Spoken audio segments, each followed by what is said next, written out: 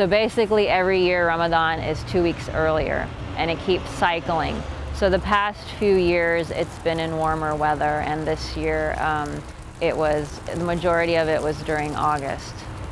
And what you do is you are fasting from sunrise to sunset, and the fasting means you're not even drinking water. There's no fluids, no food, nothing from those times. And that's the short kind of gist of it. So you're doing CrossFit and weightlifting while you're fasting? Yes, I did. When I first started CrossFit and I was doing that more, I would CrossFit during Ramadan and weightlift, and then I've also only weightlifted during Ramadan as well. So how long does Ramadan last? Does that go for a full month? Yes, it's about 28 to 30 days. Okay. So you're fasting for almost a full month, no water, no food, and you're doing really intense workouts. Yes. Were your coaches and were the community concerned at all as far as a safety issue or a health issue? They definitely were. When I first started CrossFit, at the time, I don't think paleo was as known back then. I mean, there was the zone nutrition. Fasting was things like intermittent fasting and that kind of thing was definitely not as well known. So there was definitely concern in the fact that I was doing more of the CrossFit than the weightlifting. And I think people were worried, especially trainers, they want me to pass out or something like that, because usually when I first was CrossFitting, sunset was either a little bit before or after the last workout of the group workout of the day. So some of those days I was able to break my fast and then work out after that. But then, after the end of that month and then a year or two after that was where I would work out while I was fasting, and then after I was done working out was sunset or when I would break my fast. So definitely with the intense workouts, I remember doing, trying to do Fran once, and I mean it was definitely at the beginning of the month, it's a shock to my system, and high intensity workouts, I'm gonna definitely be slower, but you can still do it, you can still scale it or just take longer. I remembered I had to breathe more. Then during the month, things became easier. Weightlifting is a little bit easier than the intense endurance workouts because you get your breaks and you're not losing as much, water. So it's still definitely, as the years went by, and I was, say this year I only did weightlifting workouts. At the beginning it was pretty rough. I could barely do as much as I could, but then when my body got acclimated, I was doing okay. I had to rest a little bit more, but I definitely think it's doable. And I think that also as time has passed and people know more about nutrition and about things like fasting and intermittent fasting, people don't think I'm as, insane, or they're as concerned. But definitely people are shocked by the fact that there's not even water or any fluids are allowed. So, and then with the hot weather in Atlanta, I think that can still be a concern with other athletes and coaches and people at the gym. But I think by now they know that I know myself and I'm used to it. So when the sun goes down, or when you first wake up and it's still dark out, yes, what are you? How much nutrients or how much food and how much water are you drinking?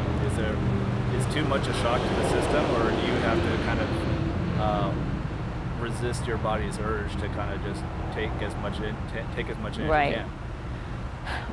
At the beginning, I guess the first few days and then the whole getting up process, because I'm so tired, I'm usually not going to want to stuff myself. So what I do is I just try to say, okay, I know I should have a certain amount, and I'll lean towards having more protein and fat.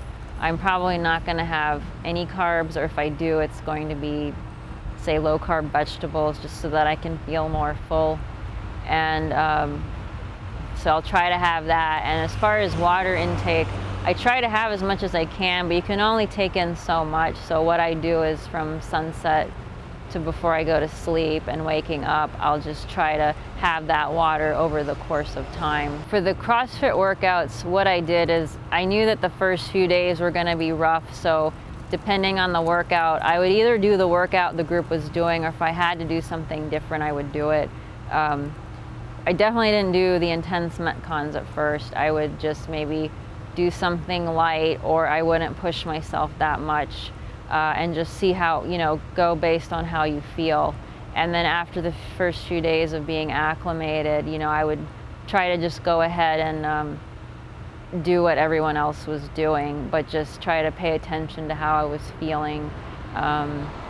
So I could either maybe use less weight if it was a weighted workout, maybe less reps. You know, I still tried to mix it up, but I definitely didn't do very long workouts. I usually did medium or shorter workouts.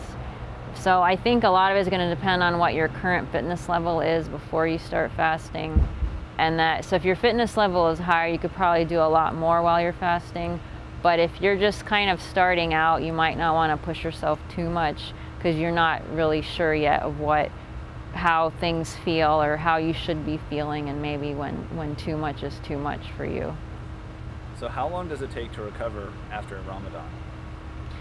Like to get back up to your for me, because I've done it for a long time, I wouldn't say too long. I think maybe my guess this year was maybe say like a week or two, where my body was getting back used to, again, oh, you know, hey, she's eating and drinking during the day now. So maybe I'm guessing like a week, as far as what I could tell from my lifts.